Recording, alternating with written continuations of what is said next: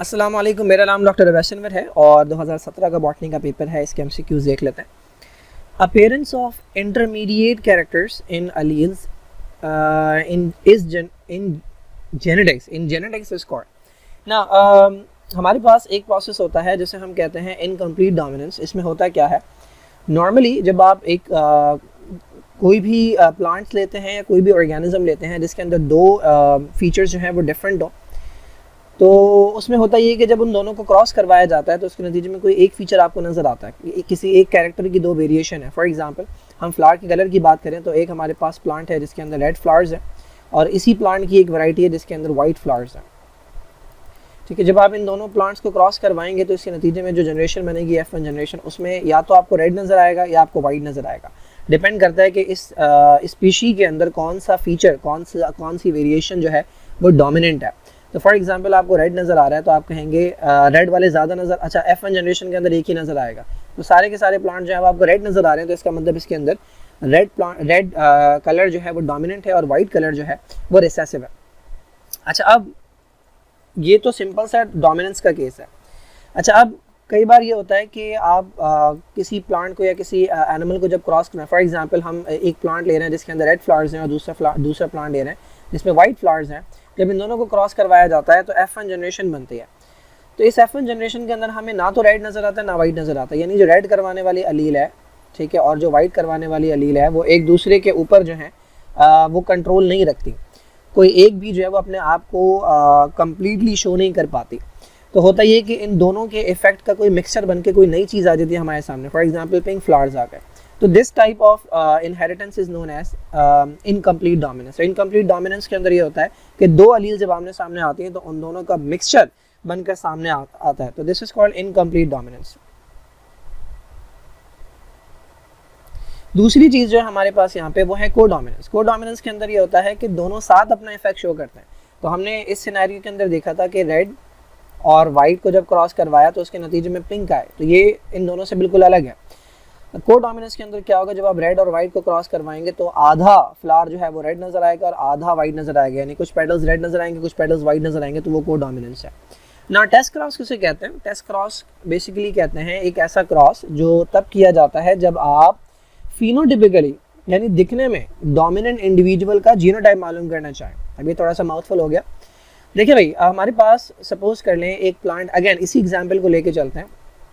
एक प्लांट है कि जिसके अंदर दो तरह के फ्लावर्स लगते हैं, रेड लगता है और वाइट लगता है। ठीक है, तो एक अलील वो होगी जो रेड कलर करवाना चाहेगी और एक अलील वो होगी जो वाइट करवाना चाहेगी। ठीक है,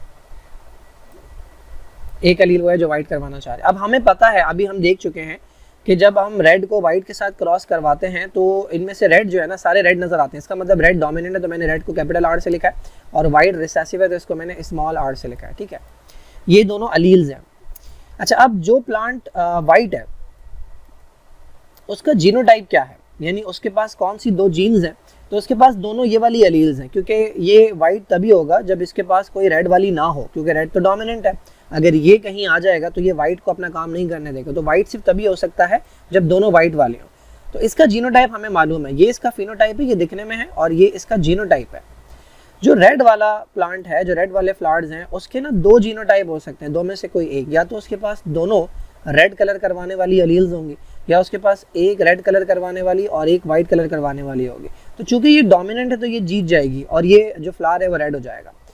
अब अगर मैं आपको दरख्त की तरफ इशारा करके कहूँ कि भाई ये जो रेड फ्लावर वाला प्लांट है इसका जीनोटाइप क्या है, क्या दोनों कैपिटल आ रहे हैं या दोनों स्मॉल आ रहे हैं, तो आप कहेंगे कि भाई ऐसे पता नहीं लगेगा। आप इस प्लांट को क्रॉस करवाएं एक वाइट प्लांट के साथ, ठीक है, यानी होमोजाइगस रिसेसिव के साथ। रिसेसिव के साथ जब आप क्रॉस करवाएंगे तब उसके नतीजे में आपको पता लगेगा कि ये जो प्लांट था, ये रेड वाला प्लांट जो कि दिखने में डोमिनेंट था, डोमिनेंट है ना रेड कलर, तो फिनोटिपिकली डोमिनेंट इंडिविजुअल का जब आप क्रॉस करवाते हैं किसके साथ, होमोजाइगस रिसेसिव के साथ, this is called homozygous recessive. तो ये क्रॉस जो है ये कहलाता है टेस्ट क्रॉस। और ये क्यों करवाया जाता है? ताकि उस फिनोटिपिकली डोमिनेंट वाले का आप जीनोटाइप मालूम कर सकें ना। लास्ट क्या है, मल्टीपल अलील्स। मल्टीपल अलील्स ये होती हैं, नॉर्मली अभी हम देखते आ रहे हैं कि दो अलील्स होती हैं। ठीक है, मैंने आपको बताया कि कलर के लिए एक रेड कलर करवाने वाली और एक वाइट कलर करवाने वाली, तो ये दो डिफरेंट वैरायटीज़ हैं, इन दोनों को हम अलील्स कहते हैं। तो नॉर्मली तो किसी भी कैरेक्टर के लिए हमें 2 अलील्स देखने को मिलती है, लेकिन कई बार कुछ कैरेक्टर्स में हमें 2 से ज़्यादा अलील्स देखने को मिलती है, जैसे कि ब्लड ग्रुप के अंदर एक अलील वो है जिसको हम IA से रिप्रेजेंट करते हैं, ये A एंटीजन प्रोड्यूस करवाने वाली है, एक को हम IB से रिप्रेजेंट करते हैं, ये B एंटीजन प्रोड्यूस करवाने वाली है, और एक को हम स्मॉल I से रिप्रेजेंट करते हैं, ये कोई एंटीजन प्रोड्यूस नहीं करवाती। तो ये 2 से ज़्यादा अलील हैं, 3 अलील हैं, this condition is called multiple alleles. Now one gene one enzyme hypothesis was given by, तो ये बीडल एंड टैटम ने दी थी। One gene one enzyme hypothesis ये कहती है कि एक जीन का काम होता है एक एंजाइम बनाना। जीन क्या है? बेसिकली क्रोमोसोम का वो सेगमेंट के जो प्रोटीन जिसके अंदर प्रोटीन बनाने की एबिलिटीज़ होती हैं। तो जीन का काम होता है एक एंजाइम बनाना, और वो एंजाइम जो है ये हमारा बॉडी का कोई ना कोई फंक्शन कंट्रोल करता है। तो ये one gene one enzyme relation या one gene one enzyme hypothesis कहलाती है। हमारे पास जो ग्रिफिथ है इसका एक्सपेरिमेंट था जो कि उससे रिलेटेड था, ट्रांसफॉर्मेशन से रिलेटेड, और वो एक्सप्लेन करता है कि किस तरह से डीएनए जो है वो जेनेटिक मटेरियल है। तो ये एविडेंस के तौर पर भी यूज़ किया जाता है। जो हर्शे एंड चेज थे इनका एक्सपेरिमेंट था जो कि इन्होंने बैक्टीरियोफेज से रिलेटेड किया था। ये भी एविडेंस है कि डीएनए जो है वो जेनेटिक मटीरियल है। TH मॉर्गन जो है इन्होंने एक्सपेरिमेंट्स किए हैं जेनेटिक्स के अंदर, इन्होंने उसके ऊपर एक्सपेरिमेंट किए हैं जो वो है ड्रोसोफिला। तो ड्रोसोफिला के ऊपर जो एक्सपेरिमेंट है सेक्स लिंक इनहेरिटेंस के, ये TH मॉर्गन ने किया। ना फॉर देयर डिफेंस, इनफैक्ट ये दोबारा आ गया है, फाइटोएलेक्सेंस कहते हैं इन्हें, ठीक है। फाइटोप्लैंक्टन भी मैं एक्सप्लेन कर चुका हूँ क्या होते हैं। फाइटोक्रोम बेसिकली प्लांट के अंदर रिसेप्टर्स होते हैं जो कि लाइट को डिटेक्ट करते हैं, और फाइटो हार्मोन तो प्लांट के हार्मोन्स को कहते हैं। ना germination occurring in coastal plant, जो कि साहिली पट्टी के ऊपर पाए जाते हैं। ये अभी पिछली वीडियो के अंदर मैंने एक्सप्लेन किया। स्पेशल टाइप की जर्मिनेशन होती है जिसके अंदर सीड जो है वो पेरेंट की बॉडी के साथ अटैच हुए हुए ही जर्मिनेट हो जाता है। तो ये विविपेरस जर्मिनेशन कहलाती है, विविपेरी कहलाती है। बाकी एपीजियल और हाइपोजियल भी मैं एक्सप्लेन कर चुका हूँ। पार्थिनोकार्पी एक ऐसा प्रोसेस होता है जिसमें फ्रूट्स बन जाते हैं विदाउट सीड। नॉर्मली क्या होता है, ये हमारे पास फीमेल रिप्रोडक्टिव पार्ट है जिसे हम कहते हैं कार्पेल। ये स्टिग्मा है, ये स्टाइल है, ये ओवरी है, इसके अंदर ये ओव्यूल है। ओव्यूल जो है ना, ये जब कन्वर्ट होता है किसके अंदर? सीड के अंदर। ये ओव्यूल है, ये आगे जाके सीड में कन्वर्ट होगा। तो इसके अराउंड ये जो ओवरी आपको नजर आ रही है, ये ओवरी जो है ये कन्वर्ट हो जाती है फ्रूट के अंदर, ठीक है। तो पहले बनता है सीड, सीड से कुछ केमिकल निकलते हैं, हार्मोन्स निकलते हैं, वो जाकर इस ओवरी को कन्वर्ट करवाते हैं फ्रूट के अंदर। पार्थिनोकार्पी के अंदर क्या होता है, सीड नहीं बनता, और बिना सीड बने केमिकल्स जो हैं वो प्रोड्यूस हो जाते हैं जो कि ओवरी को कन्वर्ट करवाते थे फ्रूट के अंदर। So this is called parthenocarpy. ना फाइबर्स और स्क्लेरेट्स ये किस टाइप के टिश्यू हैं? तो ये स्क्लेरेनकाइमा के अंदर आते हैं। ये दोनों डेड होते हैं, ये सपोर्ट के काम आते हैं। हार्ड स्ट्रक्चर्स होते हैं, इनके पास सेकेंडरी सेल वॉल होती है जो कि लिग्निन की बनी हुई होती हैं, जिनमें लिग्निन डिपॉजिट हुआ होता है। तो ये सपोर्ट के काम आते हैं। पैरेन्काइमा जो है और कॉरेन्काइमा ये दोनों लिविंग हैं। पैरेन्काइमा जो है इनके अंदर सिर्फ प्राइमरी वॉल्स होती हैं, सेकेंडरी वॉल्स नहीं होती। कॉलेन्काइमा के अंदर सेकेंडरी वॉल्स होती हैं, लेकिन वो सेकेंडरी वॉल्स जो है ना मुकम्मल उसमें लिग्निन डिपॉजिट नहीं होता, हर तरफ से थिक नहीं होती, कहीं कहीं से थिक होती हैं। ये भी कॉलेन्काइमा जो है वो मेनली सपोर्ट के काम आते हैं। पैरेन्काइमा जो है वो इतना ज़्यादा सपोर्ट प्रोवाइड नहीं कर सकती क्योंकि उनके पास वो लेयर नहीं है जो कि हार्ड लेयर होती है, सेकेंडरी सेल वॉल नहीं है। स्टील जो है ये सेंट्रल पार्ट को कहते हैं स्टेम के। Now this is present in RNA but not DNA। तो DNA और RNA के दरमियान कुछ डिफरेंसेस होते हैं। नंबर 1, DNA जो है वो डबल स्ट्रैंडेड होता है, ठीक है, ये DNA, और RNA जो है वो सिंगल स्ट्रैंडेड होता है। तो ये पहला डिफरेंस है। उसके बाद DNA के अंदर जो 5 कार्बन वाला कार्बोहाइड्रेट है वो कहलाता है डीऑक्सीराइबोज, और इसमें जो है वो राइबोज होता है। राइबोज के अंदर 5 कार्बन होते हैं, 10 हाइड्रोजन होते हैं और 5 ऑक्सीजन होते हैं। डीऑक्सीराइबोज में डीऑक्सी होते हैं, डीऑक्सी का मतलब एक ऑक्सीजन कम, तो 5 कार्बन ही हैं, 10 हाइड्रोजन ही हैं, बट ऑक्सीजन 4 है, ठीक है। तीसरा डिफरेंस ये होता है कि जो नाइट्रोजनस रिंग्स होते हैं जिन्हें हम नाइट्रोजनस बेसिस भी कहते हैं, टोटल हमारे पास 5 तरह के हैं, एडेनिन, ग्वानिन, साइटोसिन, थायमीन और यूरेसिल। इसमें दोनों में जो है वो एडेनिन मौजूद होता है, दोनों में ग्वानिन होता है, दोनों में साइटोसिन होता है। अब बच गया चौथा, तो चौथा जो डीएनए के अंदर पाया जाता है वो थायमीन होता है, और चौथा जो आरएनए के अंदर पाया जाता है वो यूरेसिल होता है, ठीक है। तो डीएनए में कभी भी यूरेसिल नहीं नजर आएगा आपको, और आरएनए में कभी भी थायमीन नजर नहीं आएगा। तो यही यहाँ पर पूछा गया है कि कौन सा नाइट्रोजनस बेस है जो आरएनए में पाया जाता है बट डीएनए में नहीं होता, तो वो है यूरेसिल। अगर यही सवाल उल्टा कर दें कौन सा है जो डीएनए में पाया जाता है आरएनए में नहीं पाया जाता, उसका आंसर होगा थायमीन। ना plant hormone responsible for ripening, ripening के लिए इथीन रिस्पॉन्सिबल है, बाकी के मैं फंक्शंस बता चुका हूँ पिछली वीडियो में। 40 डिग्री के ऊपर प्लांट सेल क्या सिंथेसाइज करते हैं, स्पेशल टाइप की प्रोटीन, तो ये हीट शॉक प्रोटीन्स होती हैं जो कि प्लांट के डिफरेंट सेल के अंदर जो डिफरेंट मटेरियल है, जो काम की चीज़ें हैं उन्हें डिस्ट्रॉय होने से बचाती हैं। हाई टेम्परेचर पे सारी की सारी हीट ये एब्जॉर्ब कर लेती हैं और ब्रेक हो जाती हैं। प्लांट बनाता रहता है और इस तरह से ये हाई टेम्परेचर को अवॉइड करता है। ट्यूबुलिन जो है ये वो प्रोटीन है जो कि माइक्रोट्यूब्यूल्स के अंदर पाई जाती है। ये माइक्रोट्यूब्यूल्स जो हैं ये सेल के डिवीजन में बहुत इंपॉर्टेंट रोल प्ले करते हैं। कोल्ड शॉक प्रोटीन्स वो होती हैं जो कि लोअर टेम्परेचर के अंदर प्रोड्यूस होती हैं, और ये वो प्रोटीन है जो कि मैंने बताया था कि लोअर टेम्परेचर के अंदर प्लांट्स जो हैं वो अनसैचुरेटेड फैटी एसिड सिंथेसाइज करते हैं, तो ये उसमें हेल्प करती हैं। अनसैचुरेटेड फैटी एसिड की सिंथेसिस में भी हेल्प करती हैं, और उनका जो है वो मेम्ब्रेन के अंदर जाना इस प्रोसेस के अंदर भी हेल्प करते हैं। आई शॉक प्रोटीन्स जो है वो कुछ नहीं है। ना plants having both staminate and carpellate flowers. Staminate flower वो हैं कि जिसके अंदर स्टेमन लगा हुआ है यानी एंड्रोशियम मेल रिप्रोडक्टिव पार्ट लगा हुआ है, और कार्पेलेट फ्लावर्स वो हैं कि जिसके अंदर कार्पल यानी गाइनोशियम लगा है फीमेल रिप्रोडक्टिव पार्ट। तो एक ही प्लांट है, एक ही पौधा है, एक ही दरख्त है कि जिसके ऊपर दो तरह के फ्लावर्स हैं, यानी एक ही पौधे के ऊपर मेल और फीमेल गैमेट्स बनाने वाले जो प्लांट्स हैं, जो फ्लावर्स हैं वो पाए जा रहे हैं, तो ये कंडीशन कहलाती है मोनोशियस। इसके अलावा एक और टर्म अगर आप कहें तो ये बाइसेक्सुअल है। ठीक है, डायोशियस वो होता है कि अगर सिर्फ और सिर्फ एंड्रोशियम वाले फ्लावर्स होते, गाइनोशियम वाले नहीं होते। ठीक है, अब permanent alteration in the DNA sequence is called. तो ऑल्ट्रेशन जब भी आती है डीएनए के सीक्वेंस के अंदर तो वो कंडीशन कहलाती है म्यूटेशन। म्यूटेशन कहते हैं चेंज आना या ऑल्ट्रेशन आना डीएनए के अंदर या क्रोमोसोम के अंदर या जीन के अंदर कोई भी चेंज आ जाए तो वो कहलाता है, और ये यूजुअली परमानेंट होती है और सडन होती है और अनएक्सपेक्टेड होती है। म्यूटेशन जो है ये एक्सपेक्टेड नहीं होती, अनएक्सपेक्टेड चेंजेस आते हैं, तो ये म्यूटेशन कहलाती है। लिंकेज में ऑलरेडी बता चुका हूँ कि जीन्स का एक दूसरे के साथ रहकर आगे जाना, इनहेरिट होना, तो ये लिंकेज कहलाता है। और क्रॉसिंग ओवर भी बता चुका हूँ कि दो होमोलोगस क्रोमोसोम जब कुछ अपने पार्ट्स एक्सचेंज कर देते हैं वो प्रोसेस कहलाता है क्रॉसिंग ओवर। बाकी जाइगोटीन जो है ये सब स्टेज का नाम है। Now the pairing of homologous chromosomes during meiosis ये कहलाता है साइनेप्सिस, और दोनों होमोलोगस क्रोमोसोम जो है वो एक दूसरे के करीब आते हैं और उसके बाद फिर ये अपने पार्ट्स जो हैं वो एक्सचेंज करते हैं। होमोलोगस क्रोमोसोम्स के बारे में स्टूडेंट काफ़ी कंफ्यूज रहते हैं, तो ये वो दो क्रोमोसोम है कि जिनके ऊपर सेम कैरेक्टर की जीन लगी हुई है, लेकिन सेम इन्फॉर्मेशन ज़रूरी नहीं है। हो सकता है कि इस क्रोमोसोम पर यहाँ पर सपोज हाइट की जो जीन है वो टॉल करवाना चाह रही हो, ठीक है, तो लेकिन इस क्रोमोसोम के ऊपर यहाँ पर हाइट की ही जीन लगी होगी, लेकिन हो सकता है वो डॉर्फ करवाना चाह रही हो, तो इन्फॉर्मेशन डिफरेंट हो सकती है, लेकिन जीन सेम कैरेक्टर को कंट्रोल कर रही है, और वो कैरेक्टर क्या है, वो कैरेक्टर हाइट है। एपोप्टोसिस में एक्सप्लेन कर चुका हूँ। माइटोसिस आपको पता है एक टाइप की सेल डिवीजन होती है कि जिसके अंदर एक सेल डिवाइड होता है तो दो डॉटर सेल बनते हैं और नंबर ऑफ क्रोमोसोम जो है वो उनमें सेम रहता है। एमाइटोसिस एक ऐसी टाइप की डिवीजन होती है कि जिसके अंदर स्पिंडल फाइबर्स नहीं बनते, सेल डिवाइड होता है लेकिन स्पिंडल फाइबर्स नहीं बनते। तो ये नॉर्मली क्या होता है, ये सेल है, ये क्रोमोसोम है और ये इनकी डिवीजन हो रही है, ठीक है। तो ये हमारे पास सेंट्रियोल है, इससे हमारे पास स्पिंडल फाइबर बनते हैं और स्पिंडल फाइबर आकर पकड़ते हैं, तो ये माइटोसिस है। मियोसिस के अंदर भी होता है, स्पिंडल फाइबर्स बनता है। बट अगर कंडीशन ये हो रही है कि ये क्रोमैटिन है या डीएनए है, इसकी कॉपी बनी, इसकी दो कॉपीज बनी और ये सेल डिवाइड हो गया, तो ये एमाइटोसिस, तो बैक्टीरिया के अंदर ये कॉमन होता है। The total aggregate of gene in a population at any time is called.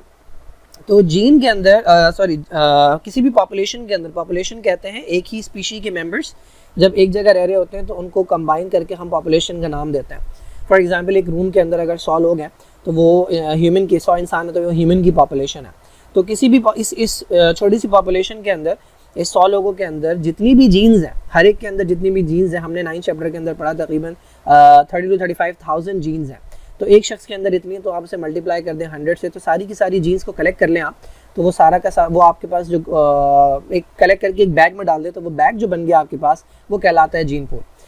Gene pool को दो तरह से डिफाइन किया जाता है, या तो आप पॉपुलेशन के अंदर जितने मेंबर्स हैं उनकी सारी की सारी जीन्स कलेक्ट कर लें, ठीक है, हर कैरेक्टर को कंट्रोल करने वाली, या फिर आप ऐसा करें कि कोई एक कैरेक्टर ले लें। फॉर एग्जांपल आई कलर ले लिया आपने, अब हर शख्स के पास आई कलर की 2 जीन्स हैं, तो हर शख्स के पास जितनी भी जीन्स है आई कलर को कंट्रोल करने वाली, तो वो तमाम की तमाम आप जो है वो कलेक्ट करके एक बैग में डाल लें, इसको भी जीन पूल का नाम देते हैं। तो सारी जीन्स सारे कैरेक्टर की या सारी जीन्स किसी एक कैरेक्टर की, उसकी जितनी भी अलील्स हैं, चाहे ब्राउन आई कलर करवाने वाले हो, चाहे रेड आई कलर करवाने हो, चाहे ग्रीन, तो वो सारी की सारी आप कलेक्ट कर ले, तो वो भी जीन पूल कहलाता है। मल्टीपल अलील में एक्सप्लेन कर चुका हूँ। डोमिनेंट अलील वो होती है जो F1 जनरेशन के अंदर अपने आप को एक्सप्रेस करती है, या जब भी कंडीशन हेटेरोजाइगस हो। हेटेरोजाइगस का मतलब किसी भी इंडिविजुअल के अंदर 2 अलग अलग अलील्स हैं, एक रेड प्लांट था, रेड फ्लावर वाला प्लांट था, और एक वाइट फ्लावर वाला प्लांट था, ठीक है। जब इनको क्रॉस करवाया तो ये एक प्लांट बना जिसके पास एक अलील रेड वाली, एक अलील वाइट वाली है, तो ये कंडीशन कहलाती है हेटेरोजाइगस। अब इसमें जो प्लांट, जो फ्लावर का कलर आपको नजर आएगा, यानी वो अलील डोमिनेंट होगी। अगर ये रेड नजर आ रहा है फ्लावर, तो इसका मतलब रेड वाली डोमिनेंट है और वाइट वाली रिसेसिव है। नाउ द क्रॉस फर्टिलाइजेशन, अच्छा ये डेफिनेशन देखें, cross fertilisation of a phenotypically dominant individual with a homozygous recessive. मैं पीछे पूरा एक्सप्लेन करके आया हूँ, यहाँ पे किधर गया, यहाँ पे मैंने पूरा एक्सप्लेन किया है। टेस्ट क्रॉस किसे कहते हैं, दिखने में जो डोमिनेंट इंडिविजुअल है उसका जब आप क्रॉस करवाते हैं होमोजाइगस रिसेसिव के साथ, ताकि क्या पता लगा सकें इस वाले का जीनोटाइप क्या है वो पता लगा सके, तो ये टेस्ट क्रॉस कहलाता है। मोनोहाइब्रिड क्रॉस जो है ये वो होता है कि ये दो ऐसे पेरेंट के दरमियान में है जिनका एक कैरेक्टर जो है वो डिफर कर रहा होता है। तो एक कैरेक्टर जब अंडर ऑब्जर्वेशन आप डिफरेंट देख रहे होते हैं तो वो क्रॉस कहलाता है मोनोहाइब्रिड क्रॉस। अगर अंडर ऑब्जर्वेशन दो कैरेक्टर्स डिफरेंट है तो ये कहलाता है डाईहाइब्रिड क्रॉस। तो फॉर एग्जांपल अगर से फ्लावर कलर की बात हो रही है, फ्लावर कलर को ऑब्जर्व करके आप क्रॉस करें तो वो मोनोहाइब्रिड क्रॉस है। अगर फ्लावर कलर भी देख रहे हैं और सीड कलर भी देख रहे हैं, या सीड का टेक्सचर भी देख रहे हैं, या हाइट भी देख रहे हैं, तो ये डाईहाइब्रिड क्रॉस कहलाता है। ये जो बैक क्रॉस है, बैक क्रॉस के अंदर ये होता है कि जो F1 जनरेशन के अंदर हाइब्रिड बनता है, हाइब्रिड कहते हैं मिक्सचर को, उसे दोबारा उसे क्रॉस करवाते हैं वन ऑफ द पेरेंट्स के साथ, ठीक है। फॉर एग्जाम्पल ये हमारे पास एक टॉल प्लांट है और एक हमारे पास डॉर्फ प्लांट है, ठीक है। टॉल ये है कैपिटल T और capital T small T, sorry small T, ये डॉर्फ है। जब ये दोनों प्योर प्लांट हैं, दोनों के पास जो है वो दोनों जो वो हैं अलील्स हैं वो सेम वाली हैं, ठीक है। इसको जब आप क्रॉस करवाएंगे तो जो F1 जनरेशन के अंदर प्लांट बनेंगे वो कैपिटल T स्मॉल टी वाले होंगे, this is called a hybrid plant, जो कि मिक्सचर है, ठीक है। अगर आप इसको क्रॉस करवा दें वन ऑफ द प्लांट के साथ, चाहे इसके साथ चाहे इसके साथ, तो ये कहलाता है बैक क्रॉस, ठीक है। ये बुक के अंदर गिवन नहीं है, बस इतनी डेफिनेशन काफ़ी है आपके लिए। Now the gradual process by which ecosystem change and develop over time। अच्छा ये जो प्रोसेस है कि जिसके अंदर कोई भी इकोसिस्टम जो है उसके अंदर चेंजेस आते हैं। पहले एक कम्युनिटी होती है, कम्युनिटी कहते हैं, कम्युनिटी बेसिकली कहते हैं डिफरेंट स्पीशीज़ अगर एक जगह रह रही है तो उसे कम्युनिटी कहते हैं। तो पहले एक कम्युनिटी होती है, फिर उससे बेटर कम्युनिटी आती है, फिर उससे बेटर कम्युनिटी आती है।